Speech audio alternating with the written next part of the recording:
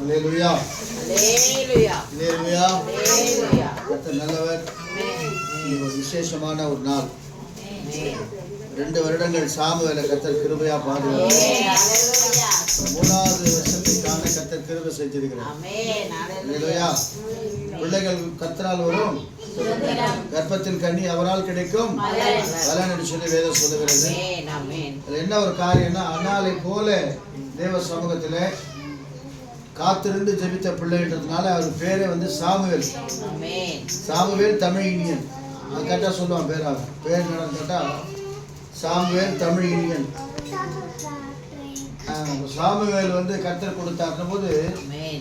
வேதம் சொல்லுகிறது. லூக்கா சுவிசேஷம் நம்ம எல்லாரும் வாசிக்கிறோம். 2ஆம் அதிகாரத்தில் 52வது 1ஆம் அதிகாரம் 52ஆம் வசனத்தில் இயேசுவானவர் எப்படியெல்லாம் வளர்ந்தார் சொல்லி வேதத்தில் வாசிக்கிறோம். வாசிச்சுட்டு நம்ம வேற சின்ன ஒரு 5 நிமிஷம் தான் கர்த்தருக்கு ஸ்தோத்திரம்.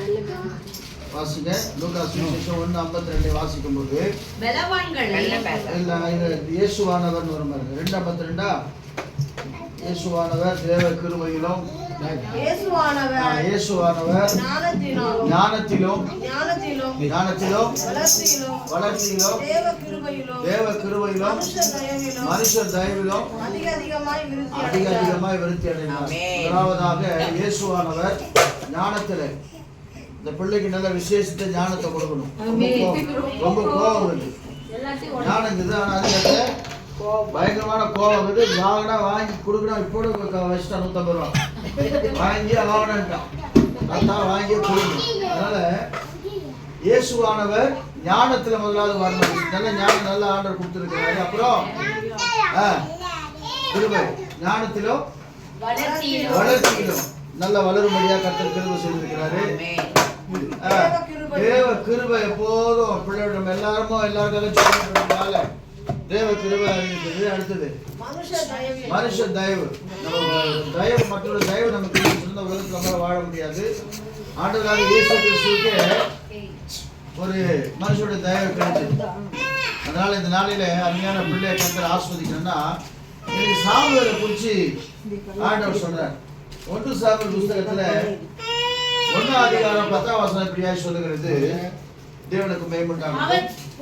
அவள் போய் மனம் கசந்து அழுது மிகவும் அழுது கர்த்தரை நோக்கி விண்ணப்பம் பண்ணி சேனைகளின் கர்த்தாவே அடியாரின் சிறுமையை கண்ணோக்கி பார்த்து மறவாமல் நிலைத்திருளி ஆண் பிள்ளை கொடுத்தால்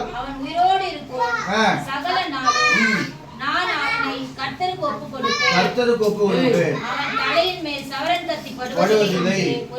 ஒரு பொருத்தனை பண்ணி ஜெபம் பண்றாங்க. என்ன ஜெபமே ஒரு ஆண் பிள்ளை கர்த்தர் கேட்கிறாங்க. எஸ்தர் கூட கடந்த 4 வருடங்களாக கர்த்தர் கிருபையா ஆண்டவர் நான் ஜெபம் பண்ணும்போது அதான் சொல்லுவேன். அண்ணால போல நீ தேவ சமூகத்தில் நீ ஜெபம் பண்ண கர்த்தரோட அற்புதம் செய்வார்னு சொல்லி அதே போல ஆண்டவர் அற்புதம் செய்தார். அப்ப வேதம் சொல்லுகிறது அண்ணால் சொன்னது போலவே தேவ சமூகத்தில் சாமுவேல் எதுவுமே விட்டாச்சு. சாமுவேலை குறித்து வேதம் சொல்லுகிறது அவன் கர்த்தருக்கு முன்பாக எப்போதும் தேவ சமூகத்தில் காத்திருக்கிற ஒரு தேவ மனுஷனாக இருந்தான். 1 சாமுவேல் புஸ்தகத்தில் வாசிக்கும் போது தேவனுக்கு மகிமை உண்டாகட்டும். 1 சாமுவேல் புஸ்தகத்துல ஒரு வசனம் இப்படியாய் சொல்லுகிறது. 2ஆம் அதிகாரத்துல 18ஆம் வசனத்தை வாசிக்கும் போது சாமுவேல் என்னும் பிள்ளையாண்டாள் சணநூல் ஏபோத்தை கரித்தவனாய் பணிவிடை செய்தான்.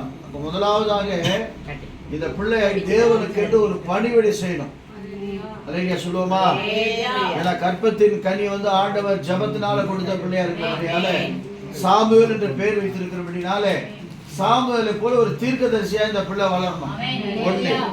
2வது கர்த்தருக்கு முன்பாக ஊழியம் செய்தான்.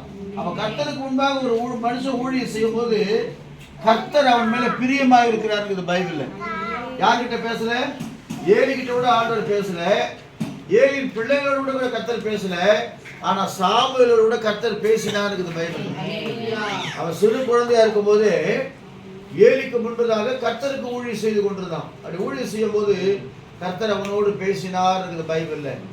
2வதாக வேதம் சொல்லுகிறது அவன் சமஸ்த இஸ்ரவேலிலும் முதல் பைபிள்ல சொல்லப்பட்ட தீர்க்கதரிசி அவன் தான். பெரிய தீர்க்கதரிசி அவன் தான். ஆண்டவர் வார்த்தை அவன் சொல்ற வார்த்தை ஒருபோதும் கீழே விழவே இல்லை. அப்ப சாமுவேலுக்கு எப்படி சொன்னா, சாமுவேலை போல இந்த அம்மா ஜெபம் பண்ணி அந்த குழந்தையை பெற்றிருக்கிறாங்க.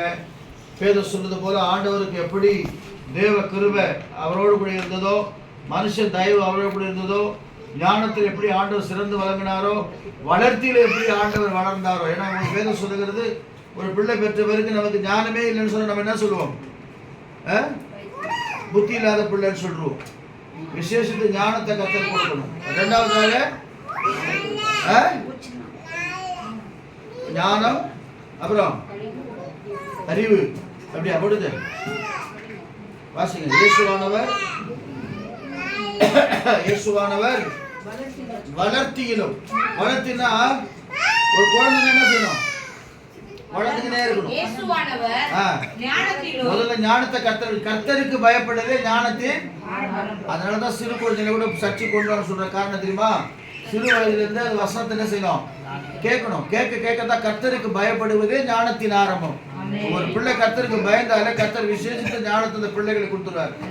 கர்த்தருக்கு பயப்படாதனால தான் அவங்களுக்கு ஞானம் இல்லாம போயிடறாங்க. ஞானம் இல்லாம சில தவறுகளை செய்கிறாங்க.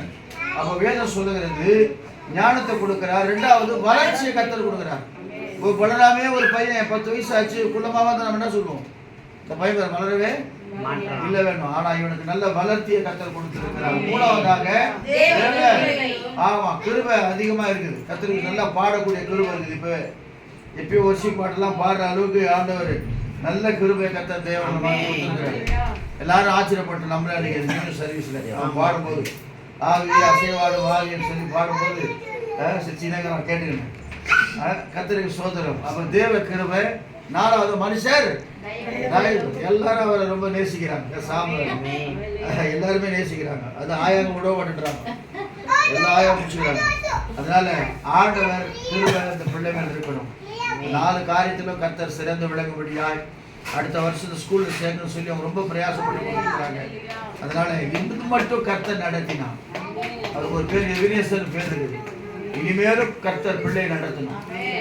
வருஷத்தை நன்மையால் முடிசூட்டுகிற ஆண்டவர் உம்முடைய பாதைகள் நெய்யாய் பொழியும் சொல்லி வேதம் சொல்லுகிறது. அப்ப கர்த்தர் சீயோனிலிருந்து பிள்ளையை ஆசீர்வதிக்கணும். சீயோனில் நல்லா எருசலேமில் வாழ்வை காணணும். கர்த்தர் சீயோனிலிருந்து பிள்ளை நோய் நொடி இல்லாதபடி கர்த்தர் கிருபையாய் பாதுகாத்து நல்ல ஆயுஷ் நாட்களை கூட்டித் தந்து வரும் நாட்களிலே சாமுவேல் தீர்க்கதரிசியை போலவே மாறி அநேக ஜனங்களுக்கு பிரயோஜனமான ஒரு மகனாய் மாற வேண்டும். அதற்காக நாம் எல்லாம் கர்த்தருக்கு ஸ்தோத்திரம் பண்ணுவோமா? நம்முடைய பிதாவாகிய தேவனை ஸ்தோத்திரம் பண்ணுவோம். குமாரனாகிய இயேசுவை ஸ்தோத்திரம் பண்ணுவோம். பரிசுத்த ஆவியான தேவனை ஸ்தோத்திரம் பண்ணுவோம். நல்ல பிதாவே, இந்த வேளைக்காக நாங்கள் உம்மை ஸ்தோத்திரிக்கிறோம். அருமையான பிள்ளை சாமுவேல் தமிழினியனுக்காக நான் ஜெபிக்கிறேன். கடந்த 2 வருடங்கள் அப்பா கிருபையா பாதுகாத்தீங்க. எவ்வளோ வியாதி வந்துச்சு, எவ்வளோ பலவீனம் வந்துச்சு, எவ்வளோ போராட்டம் வந்துச்சு, எவ்வளோ பிரச்சனை வந்துச்சு, எவ்வளோ பாடுகள் வந்தது, உபத்திரவங்கள் வந்தது ஆண்டவரே. ஆனாலும் கர்த்தர் கிருபையாய் பிள்ளையை பாதுகாத்தீங்க ஆண்டவர். அதற்காக நாங்கள் ஸ்தோத்திரிக்கிறோம். இன்றைக்கு இந்த 3வது வருஷத்தை காண செய்திருக்கிறீங்க. அதற்காக கோடான கோடி ஸ்தோத்திரங்கள் அப்பா. நம்முடைய வருகை தாமதிக்கும் நல்ல ஆயுஷ் நாட்களை பெருக செய்து நம்முடைய நாமத்தை மையப்படுத்துகிற தீர்க்கதரிசியாய் கர்த்தர் மகனை மாற்றப்படி ஜெபிக்கிறோம். இன்னும் கூட ஒரு பிள்ளை நீர் அவங்களுக்கு தரப்போவதற்காக நாங்கள் ஸ்தோத்திரிக்கிறோம். தொடர்ந்து இப்படி நாமத்தை மையப்படுத்தும். கொடுத்த பெற்றோர்களை ஆசீர்வதியும். தாய் கத்தாவை எல்லாரும் சொந்த பந்தங்களை ஆசீர்வதியும். தாத்தா பாட்டி எல்லாம் எல்லாரும் கர்த்தர் ஆசீர்வதிக்கும்படி நாங்கள் ஜெபிக்கிறோம். தொடர்ந்து வழிநடத்தும், பாதுகாத்துக் கொள்ளும். இயேசு நாமத்தில் கெஞ்சுகிறோம் பிதாவே. கேட்கட்டும்.